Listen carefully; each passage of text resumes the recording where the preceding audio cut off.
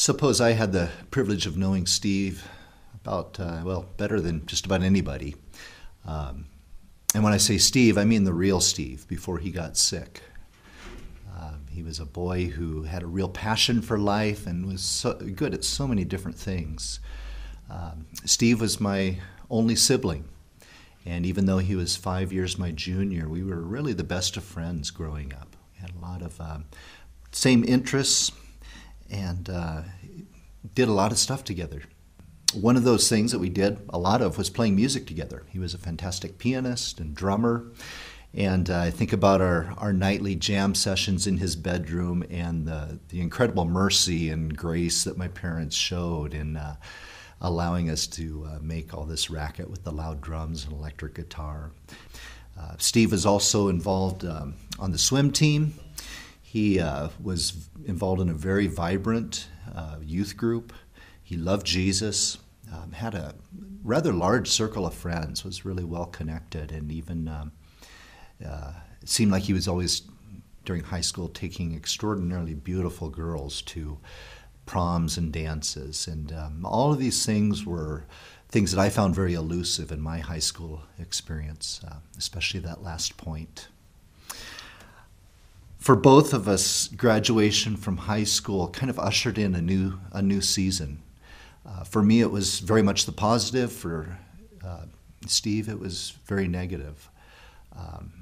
High school for me, I was just involved in a lot of adolescent rebellion. And I won't get into all that now, but when I got to college, all of a sudden I found joy in life. And for Steve, it was the opposite, though. He did great up until that point, but once he graduated from high school, he really lost his moorings. He lost interest in life. He had trouble holding on to a job. He poked around at college, but could never settle on anything that got his attention, that excited him. And he also just cut himself off from all his old friends, even though they really pursued him. He didn't want anything to do with them. And I had moved away from home by this point, but the way my parents tell the story, Steve basically would lock himself in his bedroom and read all day long, and come down for meals, and that was about it.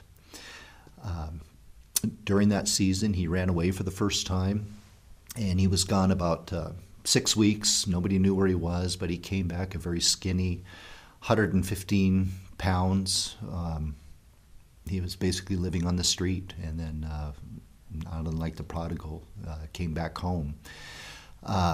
Things went pretty well after his return, and my parents got him involved with a counselor that I think proved to be quite good.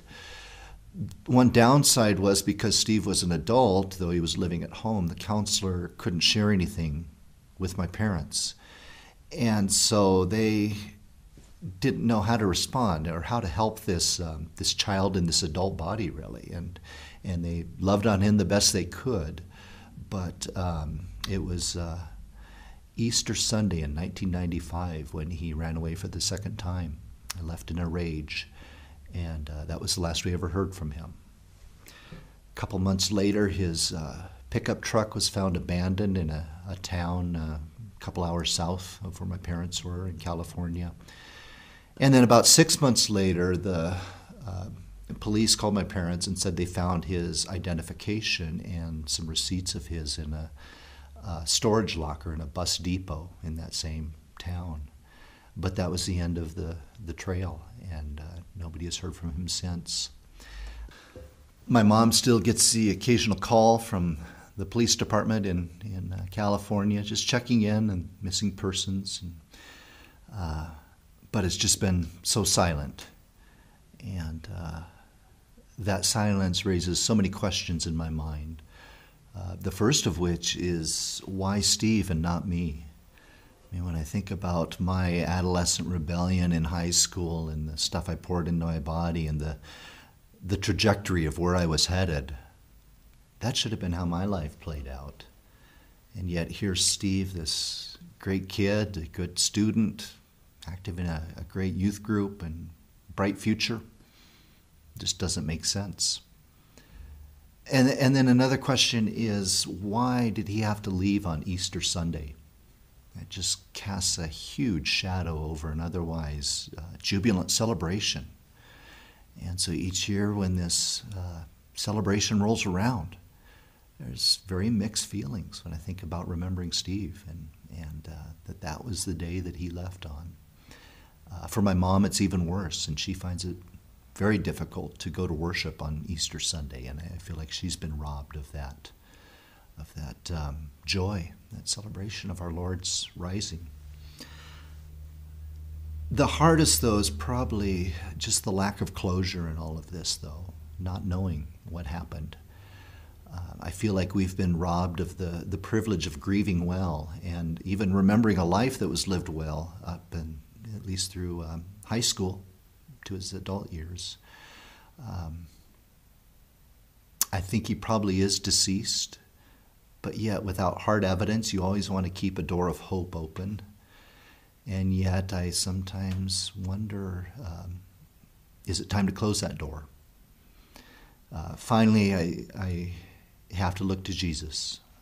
Steve knew Jesus well at one point in his life, and when maybe Steve let go, I know without a doubt that Jesus never let go, and that Jesus was able to be with Steve in his depression and his mental illness when we weren't able to be with him.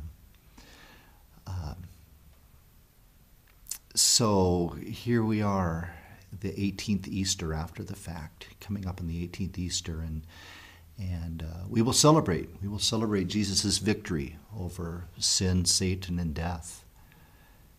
And yet there is this one huge outstanding question that remains, and really no place to put that question except at the feet of Jesus. And for now, I guess that's okay.